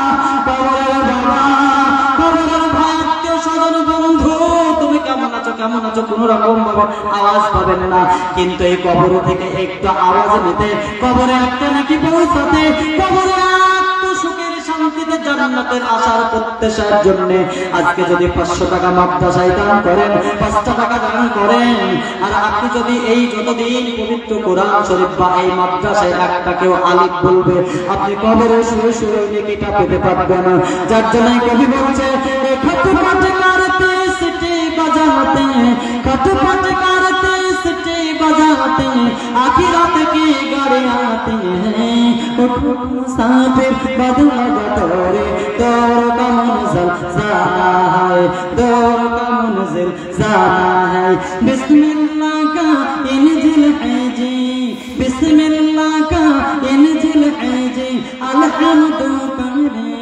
चढ़ने वाला चढ़ लो बाबू से और न हो जाएगा फेल जमा चढ़ेगा जमा चढ़ेगा जमा चढ़ेगा जमा चढ़ेगा जमा जाएगा जमा चढ़ेगा जमा जाएगा अपना ही मंजिल खटपट करते सिटी बजाते आखिरत की गाड़ी आते हैं आखिरत की गाड़ी जलते हैं उठो मुसाफिर बदल गठोरी उठो मुसाफिर बदल गठोरी दौर का मंजिल जाना है नारद में কয়েকটা মেয়ে মিলে কিছু টাকা দিয়েছেন আর একজন আমার ভাই 500 টাকা দিয়েছেন এক জোড়া চুড়ি মা বাপের জন্য একজোড়া দেন চাঁদির একজোড়া চাঁদির মানে আপনার চুড়ি দিয়েছে মা বাপ মারা গেছে দোয়া চেয়েছেন আমি ইনশাআল্লাহ দোয়া করে দেব মা আল্লাহকে বলি আল্লাহ জিয়াউল ভাই তার ছেলে মেয়ের জন্য 1000 টাকা দিয়েছেন আর একজন 500 টাকা দিয়েছেন আর একজন 100 টাকা দিয়েছেন ভাই আর একজন আমার বন্ধু সে দিলেন 200 টাকা ভাই আমার বন্ধু আপনারা দেরি করবেন না খুব চট করে আমি বলে শেষ করব ভাই আমি মাদ্রাসার সভাপতি সাহেব উনি 5000 টাকা দান করলেন আল্লাহ তুমি তার দানকে কবুল করো আমরা সকলে বলি আল্লাহুম্মা আমিন ভাই আমার মায়েরা বোনেরা আরেকজন ভাই আমাদের দিলেন 100 টাকা আল্লাহ তুমি তার দানকে কবুল করে নিও আরেকজন আমার চাচা দান দিলেন 500 টাকা আল্লাহ তুমি তার দানকে কবুল করে নিও ভাই খুব সংক্ষিপ্ত আমি অনেক কথা বলতে পারতাম কিন্তু সময় গভীর রাত হলো আরেকজন 100 টাকা দিয়েছেন আল্লাহ কবুল করে নিও আমার বন্ধুরা ভাইরা আমি একজন একটা মিশনারি লোক ভাই দেরি করবেন না খুব চট করেছে যারা বসে আছেন আমার এই কোচাটা এসে 5 টাকা 10 টাকা 2 টাকা দাও তো ভাই যারা আছেন আমি কোচাটা আবেদন করলাম আপনারা এই আমার পবিত্র কোচা আমার এই বেশি টাকা দামে দেওয়া যায় মানে ওই 300-400 টাকা দাম সবাই অনেক অনেক বড় বড় পোশাক পরে আমি পরি না আমি যেমন মানুষ তেমনই পরি সেজন্য আমি কোচাটা আপনাদের কাছে আমি জামার কোনাটা দিলাম কেউ বসে না থেকে 2 টাকা হলে আমার এই কাপড়টাই দিয়ে যাবেন এটা আমার আবেদন আমি একজন মুসাফির মানুষ আমি একজন মাজলুম মারখা জেল খাটা ছেলে আজ যদি পিঠের কাপড় দেখা যায় তা আজ পুলিশের ঘাট রয়েছে সেই হিসাবে দেরি না করে আমার বন্ধুরা আপনারা যারা মা আপনাদের কাছে আবেদন করব মা আপনারা 2 টাকা 5 টাকা 10 টাকা মুরগি বেচা ছাগল কাটা ডিম বেচা আপনারা কেউ ঘুরাবেন না আমাকে যারা বসে আছেন বসে না থেকে চট করে এসে আপনারা শুধু আমি জাহান্নামের প্রশংসাটা করেই জাহান্নাম যা আছে দুনিয়ার লোক স্বীকার করছে সেটা আমি আপনাদের বলে আমি শেষ করব ভাই আমার ভাই সাহেব দেরি করব না খুব তাড়াতাড়ি আমি শেষ করতে চাই গভীর রাত হয়েছে সেই হিসেবে আমার ভাইরা আপনারা কেউ দেরি না করে খুব ঝট করে দেবেন এই যে আমি আবেদন করব মাদ্রাসা সভাপতি সাহেব বলেন ভাই আমার বন্ধুরা কেউ দেরি না করে চট করে 10 20 5 50 যে যেমন পারবেন দেবেন একটা টাকা হলেও আপনারা দেবেন একটা টাকার বিনিময় হলো আমি অনুরোধ করব গভীর রাত্রিবেলায় এই যে আপনারা যেভাবে আজ এই 5 টাকা দান হয়তো আগামী দিন আপনারা অনেক টাকায় আপনার পুণ্যি যোগাবেন, সেই হিসাবে আমি আপনাদের অনুরোধ করব বন্ধুরা, কেউ মায়ের আপনাদের কাছে আমি আমার আঁচলটা পেতে দিলাম। আমি আপনাদের জন্য একজন খাসসার গুনাহগার বান্দা, আমি আপনাদের কাছে এসেছি, আপনাদের কাছে। জি মায়ের আমার এই ভাই গেলেন, সেই হিসাবে মা আপনাদের পকেটের আপনাদের আঁচলে বাঁধা 20টা টাকা হলো দেবেন। আমি আপনাদের সম্পর্কে আরো কিছু বলবো, অনেক সময় নিয়ে আপনাদের কাছে আলোচনা আমি করতে পারতাম, কিন্তু পরিস্থিতি সাপেক্ষে গভীর রাত্রিতে বক্তব্য করা কঠিন হলো। আজ আমি আপনাদের সঙ্গে ভাঙা কিছু কথা বললাম। মা দেরি করবেন না, আমার সভাপতি সাহেব কই বলেন 5000 টাকা কেন? সভাপতি সজ্জার সভাপতি, সেসবে সবার উপরে যিনি থাকেন তিনি হলেন সভাপতি। 5000 টাকা আমি সন্তুষ্ট হব না। চাচা জান আরেকটু বাড়ে, 10000 টাকা দিলে আজ দিবে না, সমাজ করে দেন, খুব অসুবিধা, তাহলে 1000 টাকা বাড়বে, 6000। সভাপতি সাহেবকে মাত্র 1000 টাকা জোরে বলি না নাই তাকবীর। ভাই আমার বন্ধুরা আমার সময় শেষ হয়ে যাচ্ছে, শেষ হবে ভাই। আপনারা সবাই দেখছেন, সবাই আমরা ছটফট করছি, সবাই বলছি। আমি আপনাদের কাছে অনুরোধ করবো, আমি আগামীকালকে ভুলকি সম্ভবত বসছি, গোটা মুর্শিদাবাদ জেলা, গোটা মালদা, দক্ষিণ যেগুলো আয়েলা হাদিস আমাদের বেশি আছে, সেই সমস্ত মাদ্রাসাগুলোকে নিয়ে একটা চিন্তা ভাবনা চলছে। তার হলো কারণ যে আগামী দিন সরকারি ভাবে সবচেয়ে প্রথম